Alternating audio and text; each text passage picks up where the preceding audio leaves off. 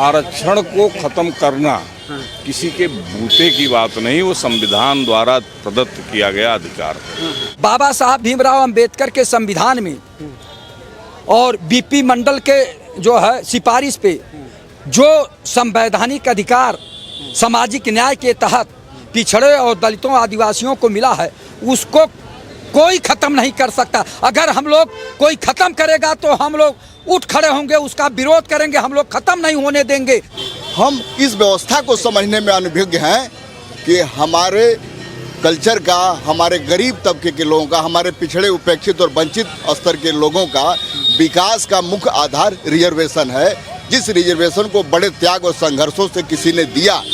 गांव का बच्चा 2 किलोमीटर स्वयं पैदल चल के जाता है और वहाँ क्या मिलता है? स्कूल में एक बैगन का टुकड़ा और एक आलू का टुकड़ा और 2 गिलास पानी मिलता है। और आपको आरक्षण चाहिए कि नहीं चाहिए? नहीं, अगर हम संपन्न है तो हमें नहीं चाहिए। तो आप अपना बताइए, चाहते हैं कि नहीं चाहते? हम कैसे तय कर रहे हैं? आप बढ़िया चश्मा लगाए हुए हैं, ब्रांडेड चश्मा लगाए हैं, ब्रांडेड शर्ट पहने हुए हैं। तो तभी तो मैं बोल रहा हूँ, आपको चाहिए? नहीं, हम अगर संपन्न है तो मुझे नहीं चाहिए, मगर उसको चाहिए, उस व्यक्ति चाहिए। खुल के कि हम संपन्न, हमको चाहिए नहीं। जो मैंने ये इसी बात है, जो संपन्न है उसको नहीं मिलना चाहिए। मैं राजपूत कम्युनिटी से हूँ। अगर हमसे छोटा गरीब राजपूत ही है तो ना मैं उससे रिश्ता करना चाहता हूँ, ना मैं उससे निमंत्रण करना चाहता हूँ, ना मैं उसे अपने बगल बैठाना चाहता हूँ। अछूत माना गया पिछड़े और दलितों को। हम लोग ईंटा गारा ढोएंगे, बनाएंगे मंदिर को, और जब बन जाएगा बढ़िया मंदिर हमें लोग बनाते हैं, मूर्ति का भी हमें लोग निर्माण करते हैं, और उसके बाद सब कुछ हम बना देंगे तो एक ठे कोई आएगा प्राण प्रतिष्ठा कर देगा, उसके बाद हमको उस मंदिर में जाना भी वर्जित हो जाएगा। साथियों नमस्कार, मैं हूं रजनीश और आप जन आदर्श भारत देख रहे हैं। इस वक्त इस देश में रिजर्वेशन हटाओ अभियान चल रहा है। दिल्ली के जंतर मंतर पर प्रोटेस्ट हो रहा था, और सोचिए कि जो सवर्ण हैं वो प्रदर्शन लगातार कर रहे हैं कि जो आरक्षण है SC ST OBC का, उसे हटाया जाए, मतलब आरक्षण पूरी तरह से ख़त्म कर दिया जाए। अब ये जो कुछ भी हो रहा है इस देश में, इस देश के लोगों को क्या संदेश देने की कोशिश हो रही है ये तो हम जानेंगे ही जानेंगे। और इस वक्त हम उत्तर प्रदेश की राजधानी लखनऊ में हैं, और उत्तर प्रदेश से बात करना इसलिए ज़रूरी हो जाता है कि यहीं के डिप्टी CM ब्रजेश पाठक जी, वो जो लोग आरक्षण का विरोध कर रहे हैं, उनके और सरकार के बीच में बातचीत का माध्यम बने हुए हैं। तो उत्तर प्रदेश में बात करना बड़ा ज़रूरी हो जाता है। कह रहे बहुत बहुत स्वागत है आपका। बहुत बहुत धन्यवाद बड़े भाई। क्या कहेंगे? ब्रजेश पाठक जी तो पूरी तरह से मध्यस्थता कर रहे हैं, आरक्षण हटाओ अभियान चल रहा है।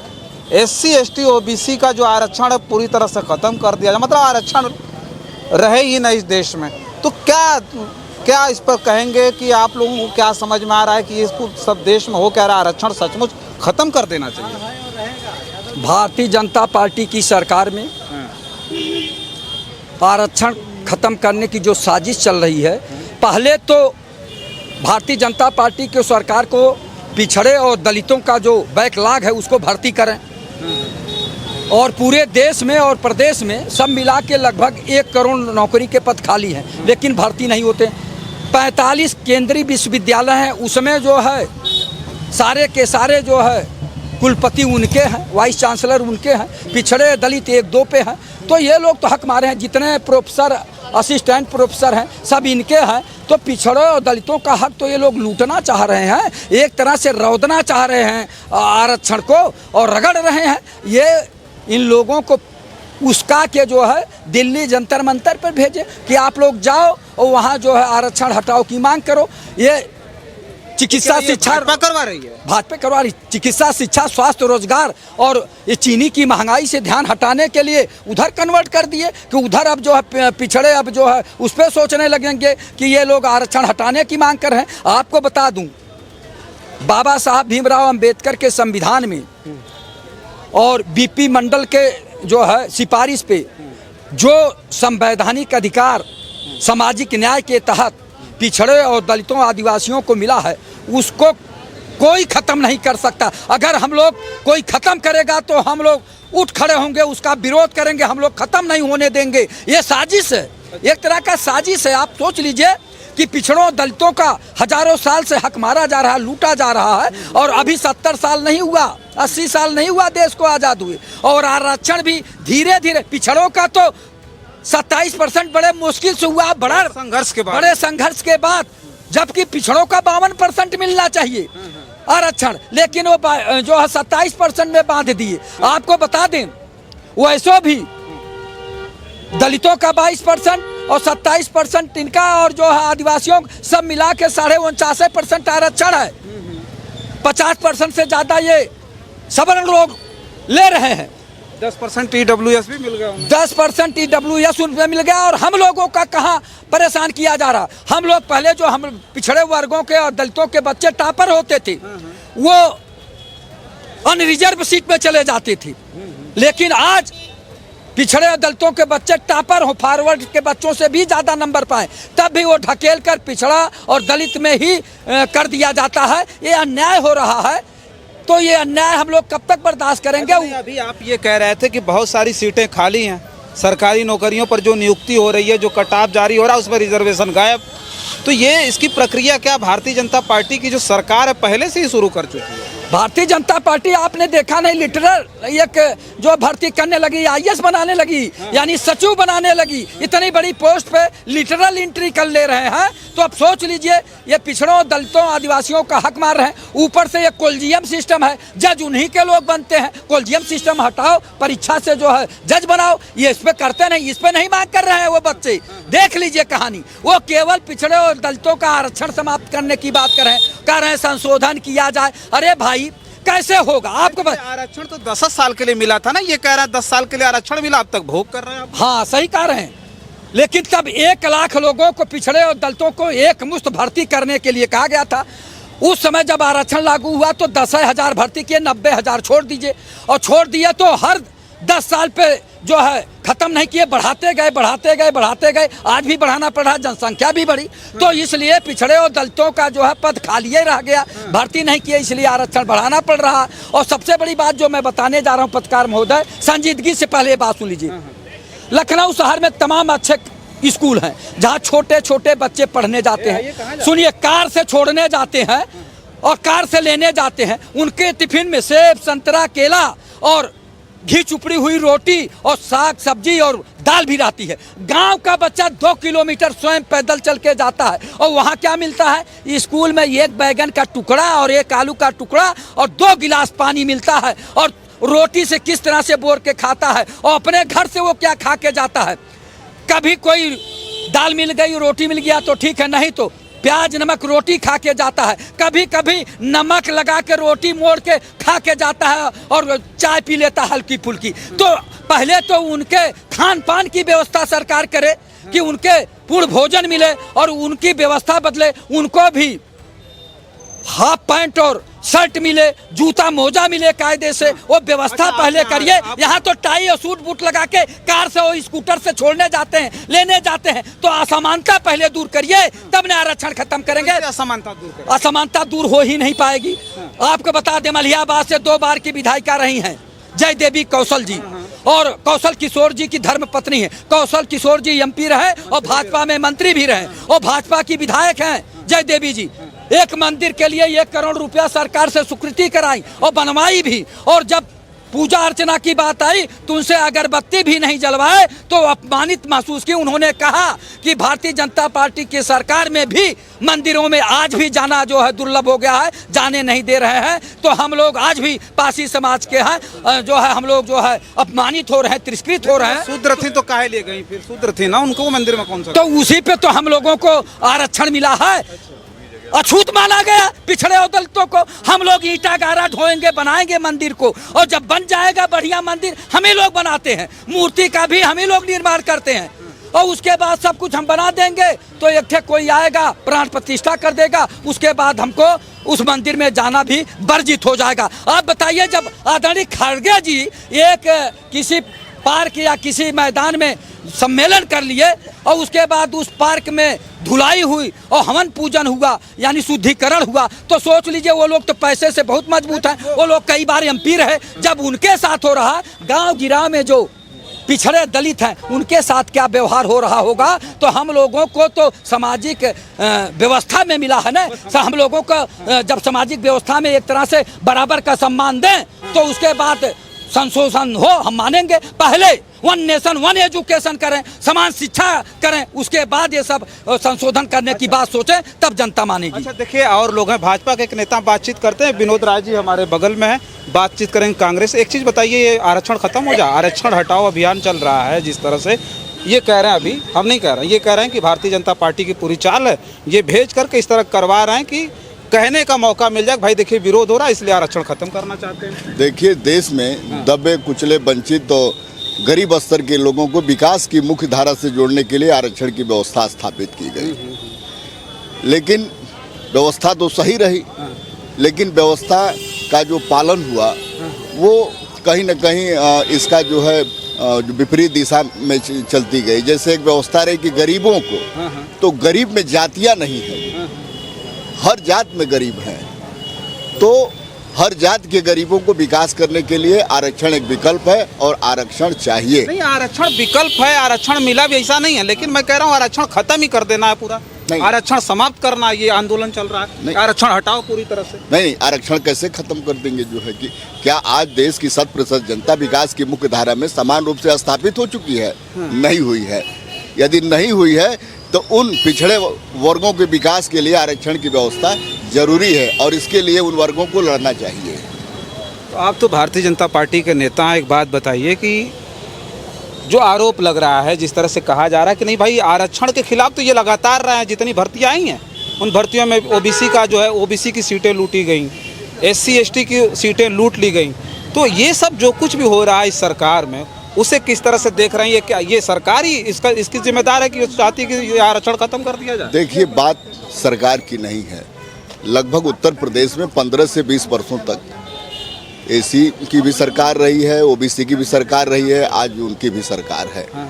हर सरकारों में उपेक्षाएं देखने को मिली है, तो हम स्पेशल इस सरकार को हम दोषी नहीं दे सकते। मैं कह रहा हूँ सीटें नहीं घटाई गई किसी सरकार में। हाँ, ये बात है कि सीटें नहीं घटाई, वो सीटें नहीं घटनी चाहिए। वो जो मानक तय है, मानक के हिसाब से वो सीटें तय होनी चाहिए और उनको उनका अधिकार मिलना चाहिए। राय साहब, OBC SC ST का ये सब आरक्षण, जितना आरक्षण OBC SC ST का जितना आरक्षण सब खत्म कर दिया जाता है। ये कौन कह रहा है? कौन कह रहा है? लाखों छात्र बता रहे हैं कि जंतर मंतर पर आवाज बुलंद कर रहे हैं। अब हमको लग रहा है कि आरक्षण का समर्थन करने वाला, आरक्षण का विरोध करने वाला, ये जो दो आमने सामने जो दो धुरी है कि एक समर्थन करता है, दूसरा विरोध करता है। कारण ये है कि जो अपने डिमांड में कह रहा है कि नहीं साहब आरक्षण लागू रहना चाहिए, अच्छी बात। जो एक तबका है समाज का वो कह रहा है कि नहीं आरक्षण को खत्म करना चाहिए। अब सवाल है ना साहब कि जब आरक्षण को क्रियान्वयन कराने के लिए आरक्षण के अतीत से लेकर के आरक्षण के वर्तमान के दहलीज तक जो सरकार वर्तमान उस दौर की जो सरकार थी, उनके दिल में गरीबों के प्रति, दलितों के प्रति, उपेक्षितों के प्रति, समाज के मुख्य धारे से कटे लोगों के प्रति एक तड़पन था, एक चाह थी और उनका यही सपना था कि इस कटे हुए समाज का जो तबका है उसको विशेष दर्जा दे करके समाज के मुख्य धारे में जोड़ लिया जाए। उन्होंने ऑप्शन का निर्माण कराया, उन्होंने तमाम ऑप्शन दिया देश में। राय साहब रोकेंगे आपको, जिससे आपने जो बात कह दी तो आप ये साबित करना चाहते हैं कि आपने एक झटके में दे दिया आरक्षण। दशकों तक संघर्ष झेला जो है पिछड़ों ने, तब जाकर के ओबीसी को आरक्षण मिला था आप ही की सरकार में। अधिकार जो है साहब जाम का प्याला होता है, आज जाम उसी का होता है जो पट कर थाम लेता है, उसको कोई देता नहीं है साहब। जहां तक मेरा अनुभव बता रहा है, जो मेरी व्यक्तिगत का जो एनालिसिस है ऐसा नहीं था कि आरक्षण में हमने लाखों परिवारों को, लाखों लाख परिवारों को हमने लाभांश दिया और समाज के मुख्य धारे में ला करके आज अगर मैं लाभ नहीं दिया होता तो कोई भी विभाग उठाकर देख लीजिए, कोई भी ए से लेकर के जेड तक जितने सरकारी डिपार्टमेंट हैं, कोई ये नहीं कह सकता कि अगर आरक्षण नहीं होता तो न कोई गाने वाला होता, न कोई बजाने वाला होता, वो मुट्ठी भर लोगों के हवाले रहता और वो अपना जो निरंतर सदियों से जो समाज के भावनाओं से खेलने की उनकी आदत है, जो उनके परंपराओं से खेलने की आदत है, जो समाज में उनका छीर हरण करने की आदत है, आज वो छीर हरण जारी रहता। तो मैं निश्चित तौर पर कहता हूं कि आरक्षण एक दलित आईएएस है, एक मोस्ट बैकवर्ड आईएएस है, एक बैकवर्ड आईएएस है, एक अपर क्लास का आईएएस है, सारे आईएएस है। नहीं, आपके कहने का मतलब यह है कि आरक्षण की वजह से ही सबको प्रतिनिधित्व मिला। अब कारण ये है, मैं वही पूछ रहा था कि मैं एक दिन देख रहा था, मैं एक दिन इंडिया टीवी के डिबेट में था, हमने पूछा कि अगर आरक्षण नहीं होता तो जो हिंदुस्तान का वर्तमान नक्शा का जो हम और आपके गाइडलाइन पर जो इसके मुस्तकबिल को मैं जो खंगाल रहा हूं, ये निश्चित तौर पर ये वेदना थी। जो हमारे राइटर थे, जो संविधान के लिखने वाले लोग थे, जो संविधान के अनुच्छेदों पर शोध करने वाले लोग थे, जो संविधान को दिशा देने वाले लोग थे, जो संविधान का संचालन करने वाले लोग थे, ये निश्चित तौर पर वो पढ़ा लिखा तबका था। कारण ये था कि जब 50 से पहले जो लोग भारत जैसे संविधान को तैयार कर दिए, आज इतना हम लोग योग्य हो गए, इतनी हमारी हाईटेक शिक्षा हो गई कि मैं संविधान का प्रस्ताव का पहला पन्ना को नहीं नोट कर सकता। ये सारे राइटर, सारे विद्वान हैं। कारण ये है कि समझने का प्रयास करिए। जो कुछ कहना चाहते हैं भाजपा के नेता, कुछ जवाब आप ही का देना चाहते हैं, हम रुके रहिए आप। हाँ, दो बात ज़्यादा, हाँ, दो बात नहीं, चार बात कहिए। मैं बहुत बड़ी बात नहीं कह रहा हूँ। एक बात, जितनी भी जो भी सरकारें हों, ये उनके लिए ये एक नसीहत है।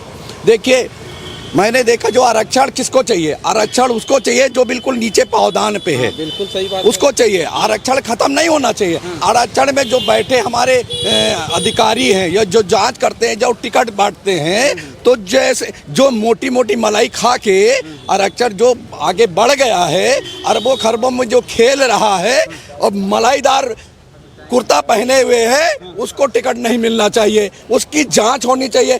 ऐसे आदमी को टिकट मिलना चाहिए जो बिल्कुल नीचे पावदान, जिसके घर में खाने का ना हो। पार्टी उसको टिकट दे, उसको बढ़ाने का काम करे। दूसरी बात, चाहे वो राजनीतिक में हो चाहे नौकरी में हो, नौकरी भी उस आदमी को दी जाए। आज क्या है, पूरे हिंदुस्तान में नौकरी उसी आदमी की दी जा रही जिसके आरक्षण में बड़े बड़े पद पे बैठे, उन्हीं के घर वालों को नौकरी दी जा रही, क्योंकि उनके आका वहाँ बैठे हुए हैं। सुन लीजिए। और हमें नौकरी पढ़े लिखे लोगों को दी जा रही, नहीं पढ़े ही लिखे, अरे बात सुन लीजिए, पढ़े काबिल व्यक्ति को टिकट दिया। मैं तो कह रहा हूँ, अरे आरक्षण में हम आपको बता तो रहे, जो आरक्षण के लोग पढ़े लिखे बच्चे हैं, मगर उनके पास सोर्स नहीं है, क्योंकि जो आरक्षण में पहुंच गए हैं तो वो अपने बच्चों के अलावा, मैं कह रहा हूँ, मेरी बात सुन लीजिए, अपने बच्चों के अलावा किसी को बढ़ाना नहीं चाहिए। सीट है नहीं, आपने टिकट की बात कर दी, रिजर्व सीट है। हाँ। कोई किसी को मना कर सकता है कि नहीं, नहीं लड़ सकते हो आप? नहीं, लड़ने का अधिकार, वो लड़ने की बात अलग है, मगर सरकार जब टिकट देती है को होती है तो उसकी संपत्ति देखती है, क्योंकि बाद संपत्ति कितनी, उसकी सारी जांचें होती है। जो संपन्न है उस सारी चीजों से, उसको आगे बढ़ाने का, जो बिल्कुल नीचे तबके का है, जो इसका फटा कुर्ता हो, जिसके पास कुछ नहीं, उसको बढ़ाने का काम, उसको। आपने कहा आर्थिक आधार पर जो व्यक्ति कमजोर है उसको रिजर्वेशन मिलना चाहिए। बिल्कुल मिलना चाहिए। मैं ये कह रहा हूँ कि रिजर्वेशन मिल गया, आर्थिक आधार पर वो व्यक्ति कमजोर है, किसी को ऐसा नहीं कि आरक्षण नहीं मिला, चाहे कमजोर हो चाहे वो मजबूत हो, सबको मिलना है। सबको मिला मिला है। मैं हमारे और सब वहीं से उठ करके यहाँ तक मैं कहने का अर्थ हमारा ये है भाई साहब, आपके चैनल के माध्यम से कह रहा हूँ और आप दिखाते हैं इसलिए मैं आपके चैनल पे सच बोल रहा हूँ। मेरा कहने का अर्थ ये है कि जैसे राय साहब ने भी कहा, इन्होंने इनकी बातों में इन्होंने बिल्कुल साफ शब्दों में कहा आरक्षण उसको मिलना चाहिए जिसके पास साधन नहीं है। सबको मिल रहा है, सबको वर्ग और जाति की आपको बता रहे किसी को नहीं मिल रहा है। सुन लीजिए, मोटे को और मोटा किया जा रहा है। जलेबी जो अभी आप चलिए मेरे साथ जांच कर लीजिए, जिनको आरक्षण मिला है उनके पास लाखों करोड़ों रुपए की संपत्ति है। उनको क्या जरूरत है? उनको मिलना चाहिए, उनको आरक्षण, नौकरी उनको मिले जिसके घर में एक नौकरी भी नहीं हो, उनको नौकरी मिलनी चाहिए, उनको टिकट मिले। कैसे तय करेंगे? मैं तो कह रहा हूँ सरकार के लिए से तय कर रहा है भाई। आप तो परीक्षा होने के बाद ना ये सरकार के पास पूरी इलायू है, पूरा प्रशासन है, उसकी जांच करे, उसके डॉक्यूमेंट चेक करें तो तब देखे कि उसकी स्थिति क्या है, उसको बढ़ाने का काम करें। आप ये कहें कि रिजर्वेशन के हिसाब से सबसे पहले शिक्षा, आपके चैनल के माध्यम में कर मोटे को और मोटा नहीं करना, चाहे आरक्षण का हो या कोई व्यक्ति हो। देखिए, सरकार की जिम्मेदारी है, मैं किसी पार्टी का नाम नहीं, हर सरकार की जिम्मेदारी है कि आप आरक्षण किसको मिलना चाहिए? आरक्षण उसको मिलना चाहिए जो बिल्कुल गरीब हो, जिसके पास कोई खाने का साधन नहीं है, जिसके घर में नौकरी नहीं है। तय करेंगे आप? नहीं, शासन बैठा हुआ है, इलायू बैठी है। आज तक आप नहीं कर पाए थे। नहीं, अरे हम ये कह रहे हैं नहीं हम, और आप आज नारा लग रहा है कि भाई पूरी तरह से आरक्षण खत्म हो जाए। अच्छा, आप ओबीसी में आते हैं, एससी में आते हैं, जनरल में आते हैं। आरक्षण खत्म की मैंने नहीं कहा, मैं जो कह रहा हूँ सारी सरकारों के लिए। किस मैं एक साधारण व्यक्ति हूँ, सुन लीजिए। कैटेगरी में आते हैं?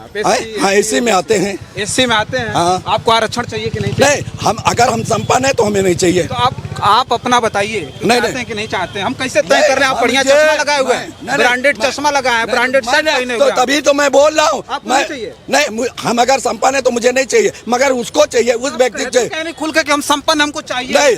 जो मैंने यही बात है, जो संपन्न है उसको नहीं मिलना चाहिए, जो संपन्न है हर चीज से उसको नहीं आरक्षण मिलना चाहिए। आरक्षण उसको मिलना चाहिए जो बिल्कुल नीचे तक, क्योंकि मैं एक जांच कर सुन लीजिए, राजीव गांधी जी थे, सुन लीजिए, मैं आपके चैनल के माध्यम से, राजीव गांधी एक आदमी मैं आपके सामने कहना चाह रहा हूँ। राजीव गांधी जो थे, उस समय इंदिरा गांधी जब थी तो एक अच्छेलाल वाल्मीकि थे, सुन लीजिए, एक सफाई कर्मचारी थे वहाँ मेडिकल कॉलेज में। उन्होंने उनके साथ फोटो दाद, उन्होंने कहा कि ये कौन व्यक्ति है, तो कहने बिल्कुल दबा कुचला। रात को उस समय विश्वनाथ प्रताप सिंह यहाँ के उत्तर प्रदेश के मुख्यमंत्री थे, सन 86 की बात बता रहा हूँ।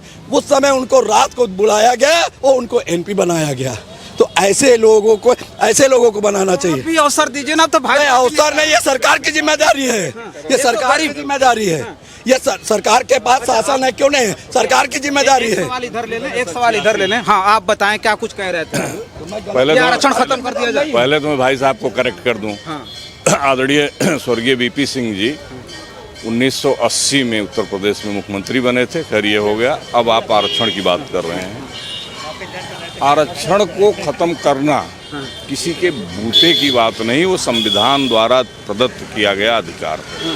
ये सारी पार्टियां जब चुनाव नजदीक आता है तो केवल इस पे हो हल्ला मचता है। ये तो साबित करें कि वो छात्र हैं, वो सवर्ण लोग हैं जो सड़क। सुन तो लीजिए पत्रकार महोदय, उसमें हाथ नहीं, सुन लीजिए, कैसे नहीं है? नहीं, जैसे वो लोग कह रहे हैं। आरक्षण एक ऐसा मुद्दा है जिसे छूने के बाद बहुत कुछ बदल जाता है। 2015 में जो है मोहन भागवत जी बिहार में गए और केवल इतना बोले थे कि हमें आरक्षण की नए सिरे से समीक्षा करनी चाहिए। पूरी सरकार चली गई थी, याद है कि नहीं आपको? सही बात। तो पूरी तरह से दोस्तों, तो सबको, मैं ना किसी दल की बात कर रहा हूँ ना किसी वर्ग की बात कर रहा हूँ, सबको चुनाव दिख रहा। 6 राज्य का चुनाव है, लगे हाथ सबसे बड़े राज्य के उत्तर प्रदेश का चुनाव है, उत्तराखंड का चुनाव है, फिर गुजरात का चुनाव, 6 राज्यों का चुनाव है 27 में। तो ये सारी चीजें हो रही, कहीं कोई विवाद नहीं है। आप हमको बताइए। हम श्री नारायण राजभर हैं, भारतीय समाज दल हमारा जो है दल है, जो है तो मैं उसका भाजपा के साथ नहीं है आप? हम प्रेसिडेंट है, उसके सहयोगी दल। हाँ, सहयोगी हैं तो आप भाजपा के हो गए, आप सत्ता के साथ। हम एक चीज हमको बताइए बस इतना कि ये जो कुछ भी हो रहा है, ये कह रहे हैं और लोगों से बातचीत, ये कह रहे हैं सरकार करवा रही, चुनाव नजदीक है, आप आरक्षण पे हमला करेंगे? नहीं, देखिए, आप जो आरक्षण की बात उठा रहे हैं अपने चैनल के माध्यम से, जो आरक्षण का विषय आपने उठाया, यह वास्तविक जो है कि महत्वपूर्ण विषय है। जो है कि जैसे कि हमने पहले तो नहीं देखा, लेकिन ये जरूर देखा कि विश्वनाथ प्रताप सिंह जब उस कुर्सी पर बैठे और कुर्सी पर बैठ के इस देश के एसी एसटी ओबीसी समाज को जो उतना बड़ा न्याय दिया, उतना बड़ा व्यवस्था दिया, उन्होंने 85 देने का प्रयास किया था, लेकिन सुप्रीम कोर्ट ने 50% बॉन्ड करके भी इनको व्यवस्था दिया। लेकिन आज सबसे बड़ा कष्ट का विषय है, जो व्यक्ति दलितों के लिए, पिछड़ों के लिए, आदिवासी वनवासियों के लिए इतनी बड़ी व्यवस्था किया, आज उसका कोई सम्मान से नाम नहीं लेता, अपने घरों में तस्वीर नहीं रखता है। ये जटिल विषय है। ठीक उसी तरह कि आज़ादी के बाद, आज़ादी के 78 वर्षों की व्यवस्था में हम जी रहे हैं। हम बेहतर पढ़े हैं, बेहतर जागरूक हैं, बेहतर भोजन कर रहे हैं, बेहतर घरों में रह रहे हैं, लेकिन हम इस व्यवस्था को समझने में अनभिज्ञ हैं कि हमारे कल्चर का, हमारे गरीब तबके के लोगों का, हमारे पिछड़े, उपेक्षित और वंचित स्तर के लोगों का विकास का मुख्य आधार रिजर्वेशन है। जिस रिजर्वेशन को बड़े त्याग और संघर्षों से किसी ने दिया, जब वो देने वाले का नाम सम्मान से नहीं लेना जान रहे हैं, ये जो समाज जो जिसने दिया, तो आज जिस आरक्षण को मुद्दा बना करके कि आज शिक्षा की बात हो रही है, शिक्षा को लेकर हो रही है। मैं उसी विद्यालय की बात कर रहा हूँ जिस विद्यालय में हम और आप पढ़े हैं। उसे IAS PCS DM कलेक्टर हुआ करते थे। उस समय पढ़ाने वाले अध्यापकों की तनख्वाह 50 रुपया होती थी, 100 रुपया होती थी। आज उसी विद्यालय में पढ़ाने वाले अध्यापक की तनख्वाह 1 लाख है, और उस विद्यालय में पढ़ने वाला बच्चा स्वाभिमान से सड़क पर नहीं कह सकता है कि मैं उस खिचड़ी वाले विद्यालय में पढ़ रहा हूँ। ये किसकी, इसका जिम्मेदार कौन है? कौन है जिम्मेदार? हाँ, इसका जिम्मेदार सरकारें हैं। इसका जिम्मेदार सरकारें हैं। यही सरकार नहीं, इससे पहले भी उनके जितनी सरकारें रही हैं सब जिम्मेदार हैं। लेकिन यह इसीलिए बंद कर रहा है। नहीं, ये सरकार इसीलिए प्राइमरी स्कूल नहीं, ये व्यवस्था 15-20 वर्ष उससे पहले बेहतर रही। 17,000 स्कूल बंद कर। हाँ, ये गलत है। विद्यालय बढ़ने चाहिए, मंदिरों की संख्या घटनी चाहिए, विद्यालय तोड़ रहा है भाजपा से क्या नहीं, हमारा उनको गलत ठहरा रहे हैं तो तोड़ रहा है। नहीं, हमारा जो दल है हमारा सहयोगी रहा। यदि सही कार्य है तो सहयोगी है, नहीं तो हम हमारा विचार, हमारा दल अपने विचार पर स्थिर है जो है कि